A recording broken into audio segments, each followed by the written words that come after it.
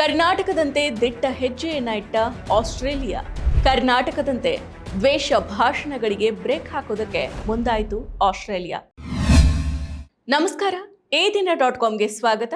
ನಾನು ಸಪನ.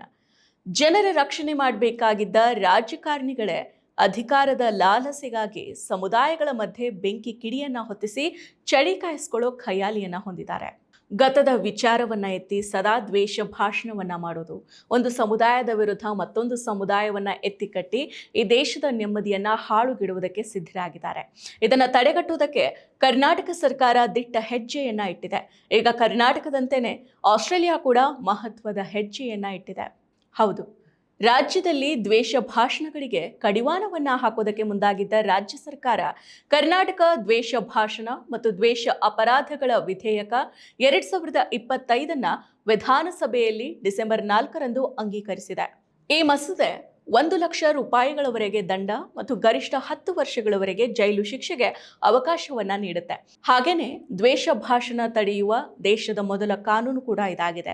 ಈಗ ಆಸ್ಟ್ರೇಲಿಯಾದಲ್ಲಿಯೂ ಕೂಡ ದ್ವೇಷ ಭಾಷಣ ಕೃತ್ಯಗಳ ನಿಷೇಧದ ಕಾನೂನನ್ನ ತರುವುದಾಗಿ ಆಸ್ಟ್ರೇಲಿಯಾ ಪ್ರಧಾನಿ ಘೋಷಣೆ ಮಾಡಿದ್ದಾರೆ.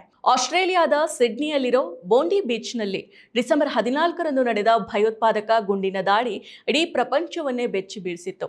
ಯಹೂದಿ ಸಮುದಾಯದ ಹನುಕ್ಕಾ ಉತ್ಸವದ ಸಂದರ್ಭದಲ್ಲಿ ನಡೆದ ಈ ದಾಳಿಯಲ್ಲಿ 15 ನಾಗರಿಕರು ಹತರಾಗಿದ್ದಾರೆ, 40ಕ್ಕೂ ಹೆಚ್ಚು ಮಂದಿ ಗಾಯಗೊಂಡಿದ್ದಾರೆ. ಈ ಮಾರಕ ಗುಂಡಿನ ದಾಳಿಗೆ ದ್ವೇಷ ಭಾಷಣನೇ ಪ್ರಮುಖ ಕಾರಣ ಅಂತ ಹೇಳಲಾಗ್ತಾ ಇದೆ. ಈ ಹಿನ್ನೆಲೆಯಲ್ಲಿ ಅಲ್ಲಿನ ಸರ್ಕಾರ ದ್ವೇಷ ಭಾಷಣವನ್ನ ಹತ್ತಿಕ್ಕೋದಕ್ಕೆ ಮುಂದಾಗಿದೆ.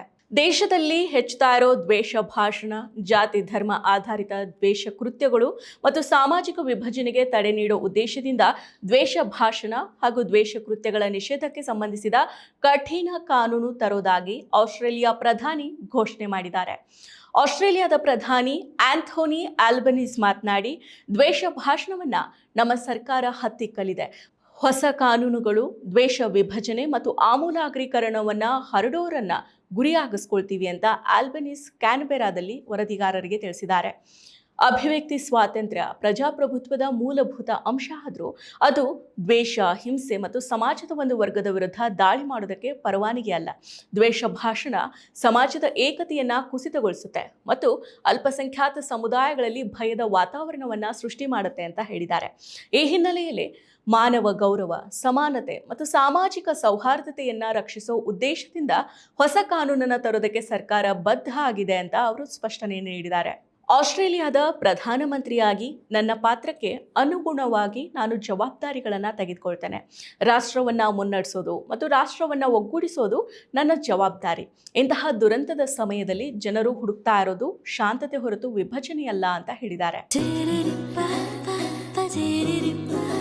ಪರಿಶುದ್ಧ ನಂದಿನಿ ಹಾಲಿನಿಂದ ತಯಾರಿಸಿದ ನೈಜ ನಂದಿನಿ ಐಸ್ ಕ್ರೀಮ್ಸ್.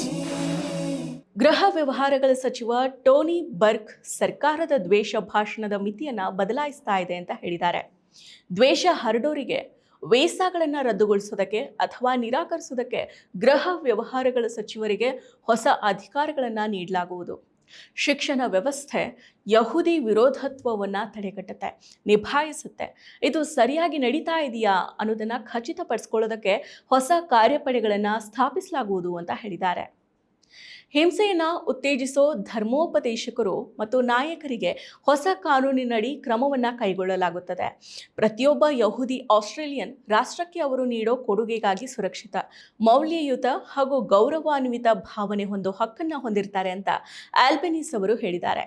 ಇನ್ನು NSW ಯಹೂದಿ ನಿಯೋಗಿಗಳ ಮಂಡಳಿಯ ಅಧ್ಯಕ್ಷ ಡೇವಿಡ್ ಓಸಿಪ್ ಅವರು ಈ ಬದಲಾವಣೆಗಳನ್ನು ಸ್ವಾಗತಿಸಿದ್ದಾರೆ.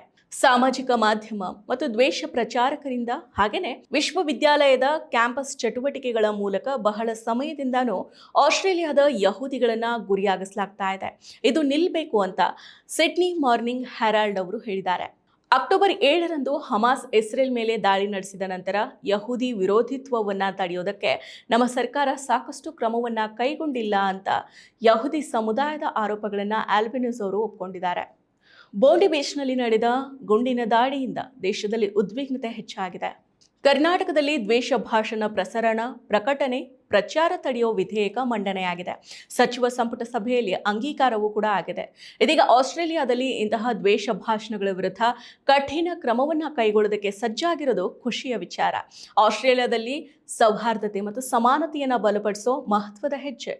ಕರ್ನಾಟಕದಲ್ಲಿ ದ್ವೇಷ ಭಾಷಣ ಮತ್ತು ಸಾಮಾಜಿಕ ಶಾಂತಿಗೆ ಧಕ್ಕೆಯನ್ನು ತರೋ ಕೃತ್ಯಗಳ ವಿರುದ್ಧ ಕಾನೂನು ಕ್ರಮವನ್ನು ಕೈಗೊಳ್ಳೋ ಪ್ರಯತ್ನಗಳು ಆರಂಭವಾದ ಬೆನ್ನಲ್ಲೇ ಆಸ್ಟ್ರೇಲಿಯಾದ ಈ ನಿರ್ಧಾರ ಜಾಗತಿಕ ಮಟ್ಟದಲ್ಲಿ ದ್ವೇಷದ ವಿರುದ್ಧದ ಕಾನೂನು ಚರ್ಚೆಗೆ ಹೊಸ ಬಲವನ್ನ ನೀಡಿದೆ.